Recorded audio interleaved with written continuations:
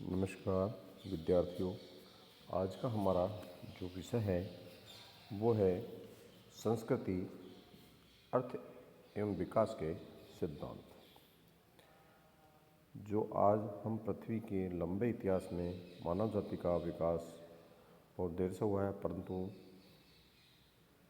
इसके थोड़े से समय में मानव ने किसी भी अन्य प्राणी की तुलना में कई गुना प्रगति की है। जंगलों में जन्म भोजन की खोज में भटकता आदि मानव विकास की छलांगें मारता हुआ आज अंतरिक्ष तक पहुंच गया है। आज के अंतरिक्ष युग के स्थायी नगरीय जीवन तक उसकी संस्कृति सदैव उसके साथ रही है। मानव ने अपने अब तक के जीवन में जो कुछ संपत्ति अर्जित की है वह उसकी संस्कृति ही है। संस्कृति एक अनोखी मानवीय घटना है।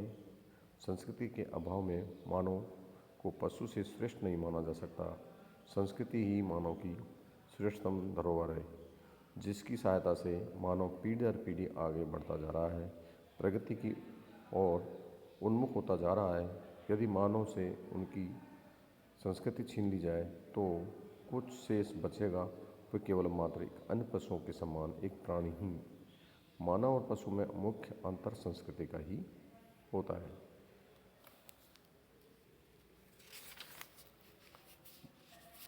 मानव संस्कृति के निर्माण के रूप में अनेक प्रकार से इसका निर्माण हुआ है। जो मानव में ही एक अद्भुत शक्ति एवं क्षमता मौजूद है, जिसके कारण वह संस्कृति का निर्माण कहलाने का अधिकारी है। ये क्षमताएं एवं शक्तियाँ मानव की अनोखी शारीरिक बनावट के कारण है। जैसे सीधे खड़े हो सकते यानी कि क्षमता। देखो, मानव में एकमात्र ऐसा प्राणी है जो सीधा खड़ा हो सकता है और वो अपने दो पाँवों पर चलने फिरने का काम भी कर सकता है तथा हाथों की सहायता से अन्य कार्य भी कर सकता है। अन्य प्राणी अपने इन चारों अंगों से चलने हुए शरीर का भार संभालने का कार्य करते हैं। अगला बिंदु है स्वतंत्रता पूर्वक घुमाए जा सकने वाले हाथ। देखो, मानव के हाथों ही की बनावट विशेष प्रकार की है, इस कारण से उन्हें किसी भी दिशा में आसानी से घुमाया जा सकता है। हाथ की बनावट में अंगूठे की विशिष्ट स्थिति होने के कारण किसी भी वस्तु को पकड़ना सरल हो जाती है। अन्य प्राणियों के हाथों में अंगूठे उंगलियों का एक तालमेल नहीं है। यही कारण है कि मानव अपने हाथों द्वारा अनोखे निर्माण कार्य कर सकता है। अगला बिंदु है तीक्ष्ण एवं केंद्रीय की जा सकने वाली दृष्टि। देखो, मानव किसी भी वस्तु को टकटकी लगाकर लंबे समय तक देख सकता है। इसके परिणामस्वरूप उसके द्वारा अवलोकन का कार्य भी संभव है। इस अवलोकन के आधार पर ही उसने ज्ञान विज्ञान का विकास किया, प्राकृतिक एवं सामाजिक घटनाओं को देखा, निष्कर्ष निकाले और सिद्धांतों का निर्माण भी किया। अगला बिंदु है मेधावी मस्तिष्क। देखो, मानव की सबसे बड़ी क्षमता उसके मेधावी मस्तिष्क में निहित है। उसका मस्तिष्क अन्य प्राणियों की तुलना में कहीं अधिक तर्कशील, विकासशील एवं क्रियाशील है। मानव अपने मेधावी मस्तिष्क के कारण ही अनेक आविष्कार कर पाया है। कुछ विद्वानों की मान्यता है कि मानव मस्तिष्क एवं पशु मस्तिष्क में केवल मात्रा का अंतर है, प्रकार का नहीं।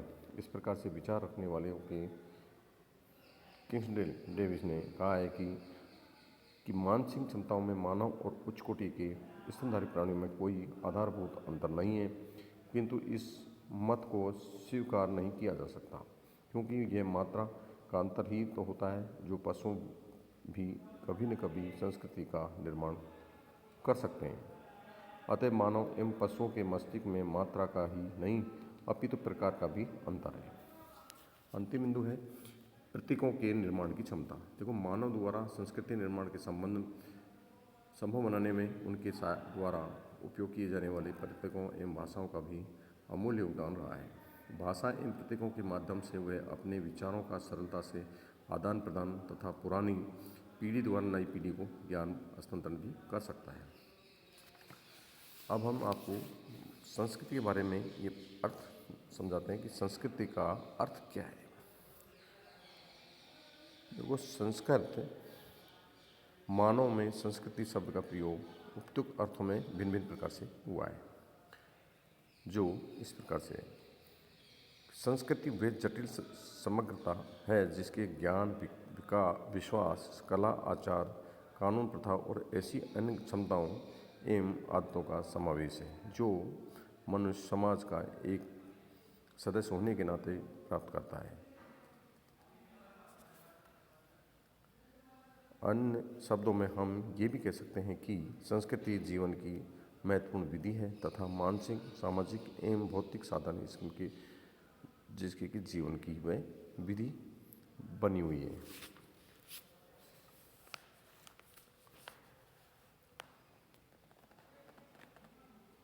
संस्कृति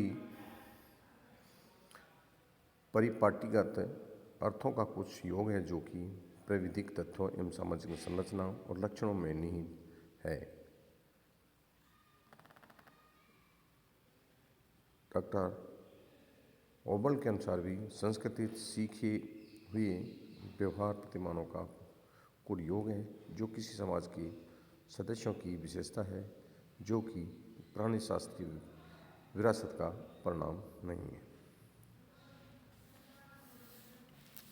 अब हम उपरोक्त परिभाषाओं की व्याख्या से स्पष्ट होता है कि संस्कृति की कोई भी एक सर्वमान्य परिभाषा नहीं है। संस्कृति शब्द इतना जटिल और विस्तृत है कि उसकी एक सर्वमान्य परिभाषा देना भी कठिन कार्य है।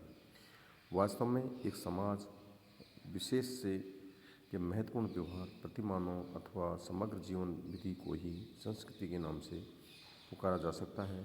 संस्कृति के अंतर्गत विचार तथा व्यवहार के सभी प्रकार आ जाते हैं जो संरचनात्मक अंतक्रिया के द्वारा व्यक्तियों को प्राप्त होते हैं, अर्थात मानव बोलने से हाव भाव के तथा उदाहरण से उन्हें पर्याप्त करना वही वंशानुक्रम द्वारा अपनी आवश्यकता की पूर्ति हेतु मनुष्य ने जिन भौतिक एवं अभौतिक वस्तुओं का निर्माण अथवा विकास किया है वो एक संस्कृति के अंतर्गत आती है।